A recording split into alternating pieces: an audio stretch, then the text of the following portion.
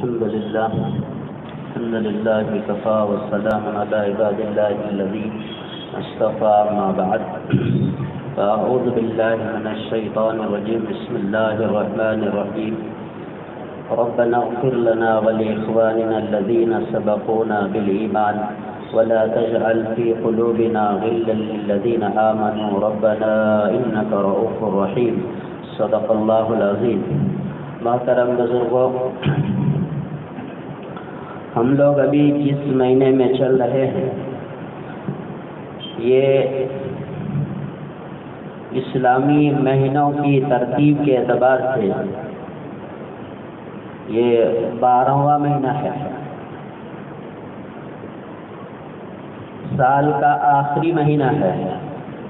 اس کے بعد جو مہینہ آئے گا اس مہینے کا نام ہے محرم الحرام، جس کو ہم لوگ محرم کہتے ہیں، اور ہم اس مہینے کے بالکل اخیر میں چل رہے ہیں، آخری عشرے میں داخل ہیں۔ یہ مہینہ بہت ہی مبارک اور فضیلت کا حامل، جو اس سے پہلے کئی جمعوں میں تفصیل سے اس کا بیان ہو چکا ہے۔ بہرحال ہم اور آپ اللہ تبارک و تعالیٰ کی طرف سے ایک ذمہ دار مخلوق ہیں، اور اللہ نے جو ہمیں ایک ذمہ داری دی ہے وہ ذمہ داری ہے اللہ تبارک و تعالیٰ کی عبادت، اطاعت اور دعوت، اللہ کی ہی عبادت کرنا، اللہ کی ہی مان کر چلنا، پھر اللہ کے بندوں کو اللہ کی طرف بلانا۔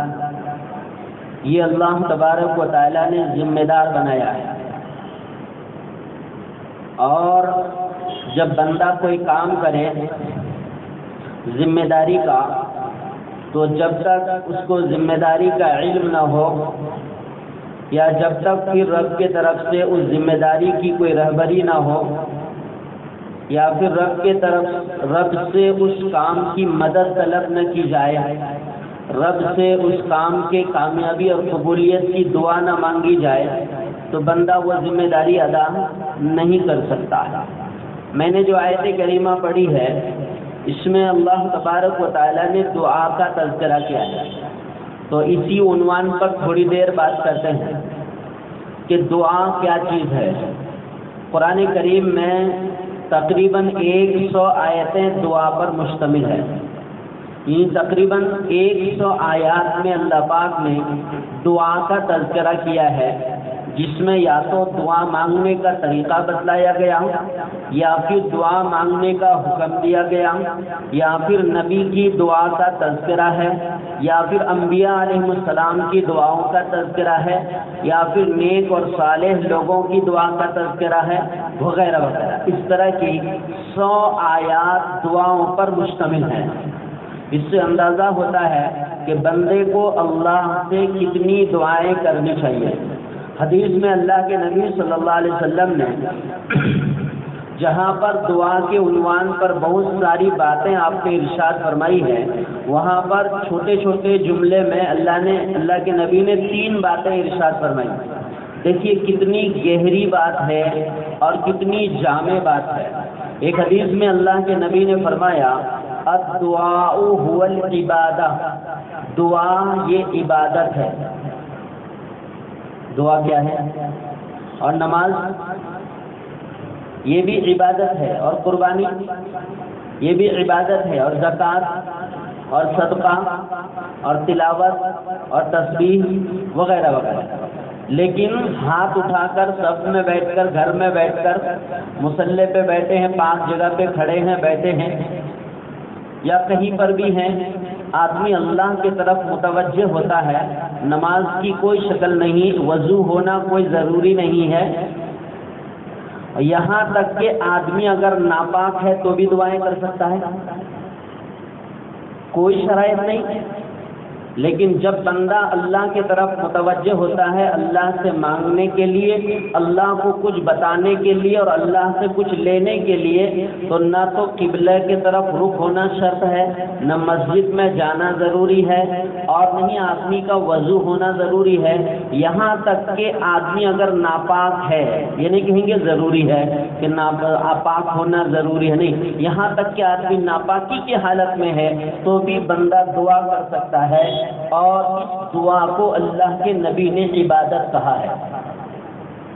اس دعا کو اللہ کے نبی نے عبادت کہا ہے۔ دعا بھی ایک عبادت ہے۔ ابھی ایک دو دن پہلے میں ایک کتاب پڑھ رہا تھا تو اس میں یہی حدیث آئی، ایک دم مختصر سی دعا، جملہ الدعاء هو العبادہ، کہ دعا عبادت ہے، دعا عبادت ہے۔ تو اس میں آگے لکھا ہے کہ ایک آدمی ہاتھ اٹھا کر دعا کرتا ہے تو اس کی دعا قبول ہوئی یا نہیں ہوئی وہ تو اس کو پتہ نہیں چلا کہ دعا قبول ہوئی یا نہیں ہوئی، لیکن جتنی دیر انہوں نے دعا کی ہے اتنی دیر اس کے نام اعمال میں عبادت میں لکھا گیا۔ اب قبول ہوئی یا نہیں ہوئی وہ بات کی بات ہے، لیکن جتنی دیر وہ مصروف رہا اللہ کی طرف متوجہ رہا اتنی دیر وہ عبادت میں رہا۔ ایک آدمی نے 3 منٹ دعا کی، ایک آدمی نے 5 منٹ دعا کی، یا ایک آدمی 10 منٹ تک اللہ سے دعا کر رہا ہے، تو جتنی چیزیں انہوں نے مانگی ہے وہ چیزیں ان کی قبول ہوئی یا نہیں ہوئی وہ بات کی بات ہے، لیکن جتنا وقت انہوں نے دعا میں صرف کیا ہے وہ عبادت میں ہے، وہ عبادت میں ہے۔ تو دعا کیا ہے؟ عبادت ہے۔ دوسری حدیث الدعاء مخ العبادہ، دعا عبادت کا مغز ہے۔ الفاظ سمجھتے جائیے گا، ایک بار میں 50 بار ہم اس کو سن چکے ہیں اور بول چکے ہیں۔ جب تک یہ بات ذہن میں بیٹھے گی نہیں تب تک چیز کی اہمیت نہیں معلوم پڑے گی۔ تو نبی کیا فرماتے ہیں؟ دعا عبادت کا مغز ہے، اور مغز کس کو کہتے ہیں؟ بھیجے کو، جو اندر رکھا ہوا ہے، اس کو دعا عبادت کا مغز ہے۔ اگر یہ حصہ کاٹ لیا جائے اور وہ پورا نکال لیا جائے آدمی چل پائے گا؟ پورا سسٹم ہے وہاں پر، اس کا دماغ ہی نکال لیا گیا، اس کا بھیجا ہی نکال لیا گیا۔ تو عبادت سے اگر دعا نکال لی گئی تو جسم جس طرح کوئی کام کا نہیں اور عبادت اسی طرح، تو دعا کو اللہ کے نبی نے عبادت کا مغز قرار دیا۔ یہی وجہ ہے جو اس سے قبل ایک آیت پر کئی مرتبہ تفصیل سے بات ہوئی کہ ابراہیم علیہ السلام اور اسماعیل علیہ السلام دونوں خانہ کعبہ کی تعمیر کے بعد کون سی دعا مانگی تھی؟ ربنا تقبل منا انک انت السمیع العلیم۔ عمل کرنے کے بعد اس عمل کے قبولیت کی اللہ سے دعا مانگنا یہ پیغمبر کا طریقہ ہے۔ اور کون سے پیغمبر کا طریقہ ہے؟ جس پیغمبر کو نبی صلی اللہ علیہ وسلم نے دادا کہا ہے، جس کو دادا کہا ہے، جد امجد، میرے دادا ہیں وہ۔ اور قرآن کریم میں اللہ تبارک و تعالیٰ نے 2 پیغمبروں کی شخصیت کا حوالہ دیا، یعنی 2 شخصی پیغمبر جن کی ذات نمونہ ہے، اللہ نے اس کا حوالہ دیا۔ ایک تو حضور صلی اللہ علیہ وسلم کہ ان کی ذات تمہارے لیے نمونہ ہے، جس طرح لقد کان لکم فی رسول اللہ اسوۃ حسنہ، کہ اللہ کے رسول کی ذات میں تمہارے لیے نمونہ ہے، وہ ذات تمہارے لیے بہترین آئیڈیل ہے، نمونہ ہے۔ دوسرے پیغمبر حضرت ابراہیم علیہ السلام، قد کانت لکم اسوۃ حسنۃ فی ابراہیم، کہ ابراہیم علیہ السلام کی زندگی میں تمہارے لیے نمونہ ہے۔ تو ابراہیم علیہ السلام کی زندگی ہمیں دیکھنی چاہیے، تو ہم دیکھتے ہیں کہ ایک بہترین کام کار خیر انجام دینے کے بعد قبولیت کی دعا مانگ رہے ہیں۔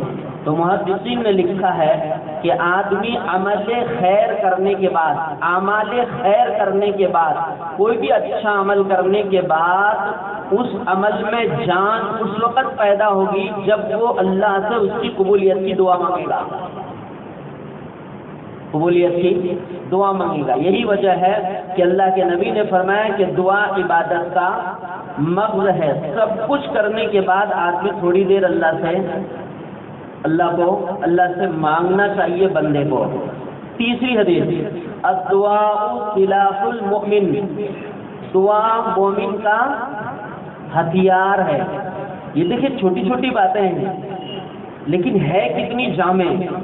دعا مومن کا ہتھیار ہے، اور ہتھیار ہم لوگ کہتے کس کو ہیں؟ جو اپنے تحفظ کے لیے کوئی ہتھیار رکھے۔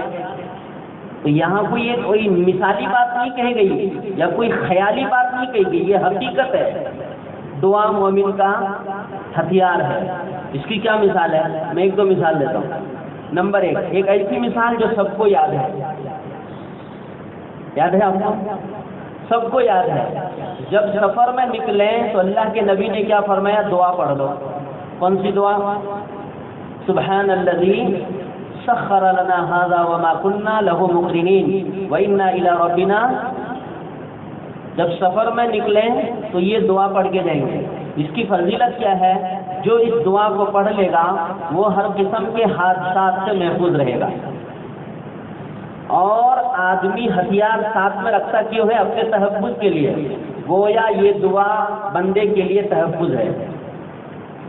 اس کے پاس تلوار ہونا ضروری نہیں، بلکہ اس نے دعا پڑھ لی یقین کے ساتھ کہ میرے نبی نے یہ بات ارشاد فرمائی ہے کہ سفر میں نکلو۔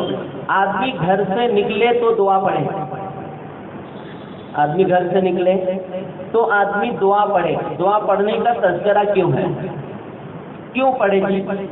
تو دعا انسان کے تحفظ کا ذریعہ ہے۔ اسی لیے نبی صلی اللہ علیہ وسلم نے فرمایا الدعاء سلاح المؤمن۔ جنگ بدر میں ایک طرف 1000 کا مجمع ہے اور ایک طرف 313 ہے۔ آپ اگر اس واقعے کو پڑھیں گے تو ہتھیار جو اسباب ہے وہ بہت کم ہے، بہت کم۔ تو نبی پاک علیہ السلام رات کو خیمے میں دعا کر رہے ہیں جنگ کی کامیابی کے لیے۔ اسی لیے نبی نے فرمایا الدعاء سلاح المؤمن، دعا مومن کا ہتھیار ہے۔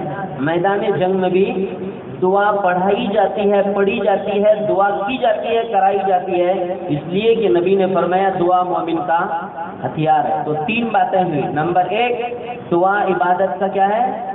مغز ہے۔ نمبر 2 دعا ہی اصل عبادت ہے۔ نمبر 3 دعا مومن کا ہتھیار ہے۔ تو یہ 2-3 چیزیں ذہن میں اگر رہیں گی تو بندہ اہتمام سے دعا مانگے گا۔ کیا کرے گا؟ اہتمام سے دعا مانگے گا۔ ہم میں سے یہاں جتنے حضرات بیٹھے ہیں کس کے گھر میں دعا کی کتاب ہے؟ یہ کمی ہے۔ کس کس کے گھر میں؟ ایک عام بات کہہ رہا ہوں۔ اب ہم سوال کریں گے تو چلیے 10 لوگ ہاتھ اٹھا لیے، جو لوگ ہاتھ نہیں اٹھائیں گے وہ شرمندہ ہیں۔ تو اس لیے ہم یہ نہیں پوچھتے ہیں کہ ہاتھ اٹھائیں گے، ہم کہتے ہیں ہم میں سے کتنے لوگوں کے گھر میں دعا کی کتاب ہے، اور کون سی دعا کی کتاب ہے جس سے ہم دعائیں یاد کرتے ہیں؟ معمول نہیں ہے، نہ دعائیں پڑھنے کا معمول ہے اور نہیں کچھ طبیعت خراب ہو جائے تو مولوی صاحب ہے نا ان سے پانی پھنسوا لیں گے، بچہ روئے تو ان سے دم کروا لیں گے۔ بس اتنا ہم لوگوں کے ذہن میں ہے، یہ ہماری معراج ہے۔ دعائیں ہمارے پاس کتنی ہیں؟ اور کچھ زیادہ رہا تو تعویذ لکھنے کی بات کرتا ہے۔ مولانا ایک تعویذ لکھ دو، لٹکا دیں گے یہاں۔ مولانا خود 10 بیماری میں مبتلا، وہ آپ کو تعویذ لکھ کر آپ کی بیماری کو ٹھیک کر دیں گے؟ فالتو باتیں ہیں۔ قل اعوذ برب الناس اور قل اعوذ برب الفلق سے طاقتور کسی کی تعویذ نہیں ہوئی۔ یہ اللہ کے نبی نے فرمایا۔ نظر کی دعا اللہ کے نبی نے بتلائی۔ حضرت حسن و حسین پر نبی صلی اللہ علیہ وسلم نے نظر کی دعا پڑھ کر پھونک ماری ہے۔ جو نبی نے کیا ہے وہ کریں نا ڈائریکٹ، وہ کریں، اور وہ ہم میں سے ہر ایک کر سکتے ہیں۔ سورہ بقرہ پڑھ کے تو پھونکنا ہے نہیں ہے، سورہ تغابن پڑھ کے تو پھونکنا ہے نہیں، کیا پڑھنا ہے؟ قل اعوذ برب الناس اور قل اعوذ برب الفلق۔ اتنا آسان، چھوٹی چھوٹی سورت نبی نے بتائی، چھوٹی چھوٹی سورت۔ یہ چیزیں دھیان میں رہے، جب دھیان میں یہ سب چیزیں رہیں گی تو دعا یاد کرنا چاہیے۔ دعائیں موقع محل کی دعائیں، صبح شام کی دعائیں، سفر و حضر کی دعائیں، دسترخوان کی دعائیں، ٹوائلٹ باتھ روم کی دعائیں، یہ ساری دعائیں ہیں. گھر سے نکلنے، گھر میں داخل ہونے کی دعائیں، مسجد میں داخل ہونے، مسجد سے نکلنے کی دعائیں، بازار میں داخل ہونے کی دعائیں، کتنی دعائیں ہیں. یہ وہ دعائیں ہیں جس کو نا موقع محل کی دعائیں.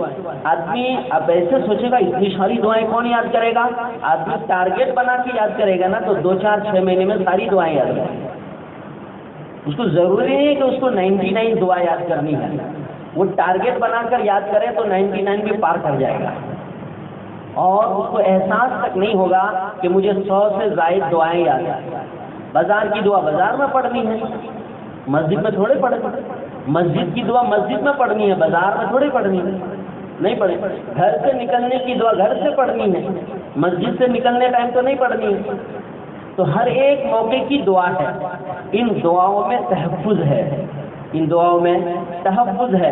میں نے آیت پڑھی ہے ربنا اغفر لنا ولاخواننا الذین سبقونا بالایمان. اللہ تبارک و تعالیٰ نے فرمایا کہ لوگ دعا کرتے ہیں، نیک بندے دعا کرتے ہیں کہ اے ہمارے رب ہماری بھی مغفرت فرما، اور ہم سے پہلے جتنے ایمان والے گزر گئے ان سب کی بھی مغفرت فرما. ٹارگیٹ دیکھیے گا آیت کریمہ سمجھ کے. جملہ کیا ہے؟ قرآن میں 1400 سال سے آیت پڑھی ہے، لیکن ٹارگیٹ نہیں بنایا گیا ہے کہ کہا کیا گیا ہے. اس لیے کہتے ہیں علماء حق کا ترجمہ اور تفسیر پڑھنا چاہیے ڈائریکٹ بھی سمجھ میں آئے. بندے سمجھدار بہت ہیں، ہم میں سے یہاں جتنے ہیں سب سمجھدار ہیں، کوئی بھی ناسمجھ نہیں ہے، کوئی بھی بے وقوف نہیں بیٹھے. ہم سب سمجھدار ہیں. ہم اپنی زندگی سمجھتے ہیں، بیوی بچے سمجھتے ہیں، کمانا سمجھتے ہیں، کھانا پینا سمجھتے ہیں، کاروبار دھندا سمجھتے ہیں. تو اللہ کے فرمان کو نہیں سمجھتے کہ اللہ بندے سے کیا کہتا ہے. وہ بھی لکھا ہوا ہے، ایسا نہیں کہ کوئی نئی چیز اتر گئی ہم کو سمجھ میں نہیں آ رہا ہے. سب لکھا ہوا ہے کتابوں کے اندر. بہرحال تو اس طرح کی دعائیں تو کیا ہے؟ بندہ دعا میں یوں کہے اے ہمارے رب ہماری مغفرت فرما، ولی اخواننا الذین سبقونا بالایمان. جو ایمان والے بندے گزر گئے ہیں اللہ ان کی بھی مغفرت فرما. ہم میں سے کتنے ہیں جو اپنی دعاؤں میں اس جملے کو شامل رکھے ہیں کہ اے اللہ میری بھی مغفرت فرما، اور مجھ سے پہلے جتنے ایمان والے گزر گئے اے اللہ تو سب کی مغفرت فرما. اگلا ٹکڑا دیکھیے بہت زبردست ہے. وَلَا تَجْعَلْ فِي قُلُوبِنَا غِلًّا لِلَّذِينَ آمَنُوا رَبَّنَا إِنَّكَ رَءُوفٌ رَحِيمٌ. اور اسی دعا میں اسی کے بعد ایک دم بالکل متصل لگا ہوا کیا فرماتا ہے کہ اے اللہ جو لوگ گزر گئے ہیں، جتنے ایمان والے روئے زمین پر موجود ہیں، کسی کے تعلق سے میرے دل میں بدگمانی پیدا نہ فرما. یہ جملہ شامل ہے دعا میں. دعا میں یہ کہ اللہ میری مغفرت فرما، اور جتنے ایمان والے گزر گئے سب کی مغفرت فرما، اور جتنے گزر گئے اور جتنے حیات سے ہیں کسی بھی ایمان والے کا کھوٹ میرے دل میں پیدا نہ فرما. سب اپنی جگہ ٹھیک ہے، پتہ نہیں میرا کیا ہے. آدمی اپنے کو کمزور سمجھے، کمی اپنوں میں سمجھے تو گزرے ہوئے لوگوں میں بھی کمی تلاش نہ کرے، جو روئے زمین پر موجود ہیں ان کی بھی کمی تلاش نہ کرے، تو ان کی بھی مغفرت کی دعا کرے، اور کسی کے تعلق سے دل میں کوئی کھوٹ نہ ہو. لوگ گزر جاتے ہیں، زمانہ ہو جاتا ہے اور ان کی برائیاں زبان پہ رہ جاتی ہیں. جبکہ اللہ کے نبی نے کیا فرمایا؟ نبی نے فرمایا کہ اذکروا محاسن موتاکم. جب آدمی کا انتقال ہو جائے تو اس کے بعد سوائے ان کی اچھائی کے اور کچھ بیان مت کرو. صرف ان کی اچھائیاں اگر تم کو آتا ہے، تم نے دیکھا ہے، سنا ہے تو وہی بیان کرو، باقی اس کے علاوہ کچھ بھی بیان کرنے کی اجازت نہیں. اذکروا محاسن موتاکم. اور زمانے گزرنے کے بعد بھی ہم لوگوں کی برائیاں بیان، جو لوگ حیات سے ہیں ان سے بھی ہمارا صحیح نہیں بن پاتا ہے، ان کی بھی برائیاں کرتے ہیں. تو دعا کے لیے کہا گیا ہے کہ جو گزر گئے یا جو موجود ہیں ایسے ایمان والوں کا ہمارے دل میں کوئی بھی کھوٹ پیدا نہ فرما. سورہ محمد میں ایک آیت ہے، آیت نمبر 19. اللہ تعالیٰ فرماتا وَاسْتَغْفِرْ لِذَنبِكَ وَلِلْمُؤْمِنِينَ وَلِلْمُؤْمِنَاتِ. نبی جی آپ اپنے لیے بھی استغفار کیجیے، اور روئے زمین پر جتنے مومن مرد ہیں اور مومن عورتیں ہیں ان سب کے لیے استغفار کیجیے. کن کو کہا جا رہا ہے؟ نبی کو کہا جا رہا ہے. یہ ہماری دعاؤں کا حصہ ہونا چاہیے. ہم اپنے لیے بھی دعا کریں اور روئے زمین پر جتنے مومن مرد اور مومن عورتیں ہیں ان سب کے لیے بھی اللہ ان کی ایمان کی حفاظت فرمائے، ان کو اچھے اعمال کی توفیق عطا فرما. اے اللہ برے اعمال سے میری بھی حفاظت فرما، ان کی بھی حفاظت فرما. اے اللہ جتنی میری ساری تکلیفیں ہیں دور فرما، تمام مومن مرد مومنہ عورتوں کی تکلیفوں کو دور فرما. سب کو دعا میں شامل کرنا چاہیے. سورہ ابراہیم کی آیت نمبر 41 میں ایک آیت ہے، ربنا اغفر لی ولوالدی وللمؤمنین یوم یقوم الحساب. خالی سن لیجیے، بات ذہن میں گزرے گی نا تو کبھی نہ کبھی عمل میں تو آ ہی جائے گا. اس میں اللہ تعالیٰ کیا فرماتا ہے کہ دعا کرو، ربنا اغفر لی، اے اللہ میری مغفرت فرما، ولوالدی اور میرے والدین کی مغفرت فرما. چاہے والدین حیات سے ہوں یا حیات سے نہ ہوں، چاہے وہ گزر گئے ہوں تو بھی مغفرت کی دعا، اور اگر حیات سے ہوں تو بھی ان کی مغفرت کی دعا کرنی چاہیے. لوگ کیا سوچتے ہیں، ابھی تو ابا اماں اچھے ہیں ماشاءاللہ، اچھے کھاتے پیتے چلتے پھرتے ہیں، ان کے لیے مغفرت کی کون سی دعا کرنی ہے؟ ان کی صحت کے لیے دعا کرو. لیکن قرآن کہتا ہے ان کی مغفرت کی دعا کرو. اپنی مغفرت کی تو دعا کرتا ہے نا، اللہ مجھے معاف کر دے. تو انہی جملوں میں ایک جملہ یہ بھی شامل کر رہے ہیں کہ اللہ میرے اماں ابا کو بھی معاف کر دے. ربنا اغفر لی ولوالدی وللمؤمنین، اور سارے مومنوں کے لیے. اور دیکھیے آخری جو جملہ ہے یوم یقوم الحساب، یہ جملہ اس میں ایڈ کرنا ہے کہ اللہ جس دن حساب ہوگا، یعنی حشر کے میدان میں، تو مجھے بھی معاف فرما اور میرے والدین کو بھی معاف فرما اور تمام مومنوں کو معاف فرما. یہ ٹارگیٹ یاد رکھنے کی ہے. اللہ میری بھی مغفرت فرما، میرے والدین کی بھی مغفرت اور تمام مومنوں کی مغفرت فرما. یوم یقوم الحساب، جس دن حساب قائم ہوگا، یعنی حشر کے میدان میں اس دن کے لیے دعا کرنی چاہیے. دو باتیں آخری بتاتا ہوں. ترمذی شریف کی روایت ہے، حضور صلی اللہ علیہ وسلم کے چچا ہیں حضرت عباس رضی اللہ تعالیٰ. وہ آئے نبی صلی اللہ علیہ وسلم کے پاس اور آ کر نبی سے کہا کہ بھتیجا ذرا، انہوں نے کہا یا رسول اللہ، کیونکہ اللہ کے نبی، یا رسول اللہ مجھے کوئی ایسی دعا بتلا دیجیے جو اللہ سے مانگوں. میں اللہ سے کیا مانگوں ذرا بتا دیجیے کوئی خاص بات. تو نبی نے فرمایا سل العافیہ، اللہ سے عافیت مانگو، اللہ سے عافیت مانگو. کچھ ایام گزر گئے، چچا پھر نبی صلی اللہ علیہ وسلم سے وہی سوال کیا، بیٹا کوئی ایسی دعا بتا دو جو میں مانگوں. تو آپ نے وہی بات بتلائی، صرف دو چیز کے اضافے کے ساتھ، سل العافیہ فی الدنیا والآخرہ، دنیا اور آخرت کی عافیت کا اللہ سے سوال کرو. دنیا اور آخرت کی عافیت کا سوال کرو. عافیت یہ بہت بڑی چیز ہے. اسی طرح ایک بزرگ کی عادت تھی، ان کے پاس جب کوئی جاتے تھے کہتے تھے حضرت السلام علیکم. وعلیکم السلام. حضرت دعا کی درخواست، اللہ آپ کو عافیت سے رکھے. کیا دعا دیتے تھے؟ اللہ آپ کو عافیت میں ساری چیزیں داخل ہیں.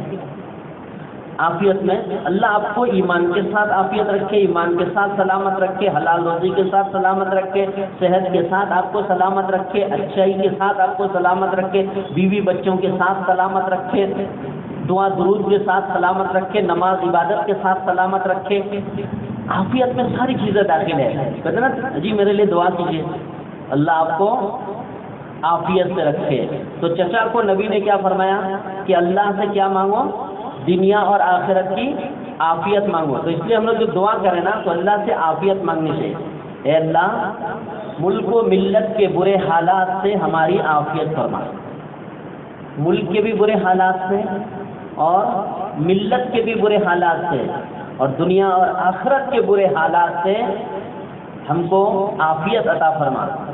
بخاری شریف کی ایک حدیث ہے، نبی صلی اللہ علیہ وسلم، حضرت انس رضی اللہ تعالیٰ نبی صلی اللہ علیہ وسلم کے خاص خادم ہیں، خاص خادم ہیں. وہ فرماتے ہیں کان اکثر دعا نبی صلی اللہ علیہ وسلم، نبی صلی اللہ علیہ وسلم جب بھی دعا مانگتے تھے تو ایک جملہ ضرور شامل کرتے تھے ہر دعا میں.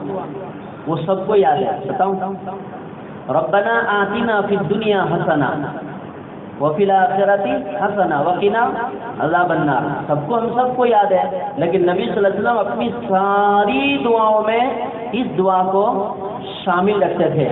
ترمذی شریف کی ایک حدیث ہے، دیکھیے کچھ لوگ کہتے ہیں جی ہمارے اوپر قرضہ ہو گیا ہے، کام دھندا چل نہیں رہا ہے، ذرا کوئی دعا وغیرہ لکھ کے دو. تو ایک مکاتب نبی کے پاس آئے، مکاتب نبی کے پاس حضرت علی رضی اللہ تعالیٰ عنہ کے پاس. مکاتب کس کو کہتے ہیں؟ وہ ایک مقروض آدمی ہے، اس کو کہتے ہیں مکاتب غلام. ایسا غلام جس کو مالک یوں کہے کہ تو مجھے 50,000 روپے دے، اس کے بعد تو آزاد، اپنا کما، اپنا کھا، جو چاہے جو کر، میری غلامی میں اب تو نہ رہا، صرف 50,000 روپے مجھے. تو وہ مکاتب مقروض کہتے ہیں.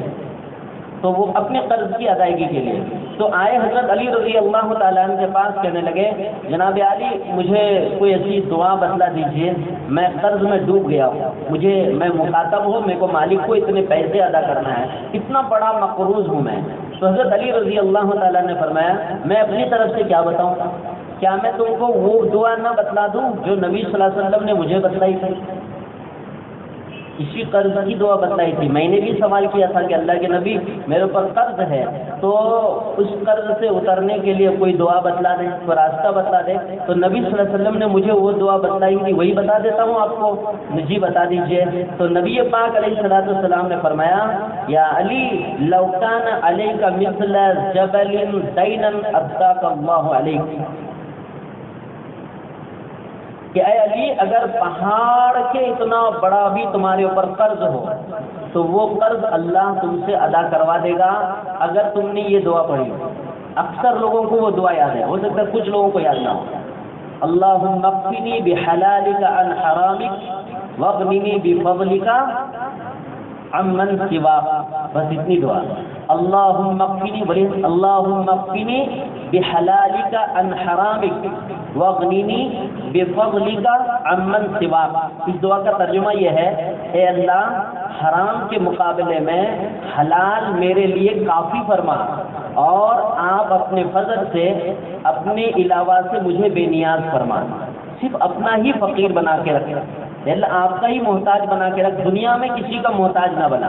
تو اللہم اکفنی بحلالک عن حرامک، کہ اے اللہ حرام کے مقابلے میں حلال میرے لیے کفایت فرما. واغننی بفضلک عمن سواک، اور اپنے فضل سے اپنے علاوہ تو سب سے مجھے بے نیاز کر دے.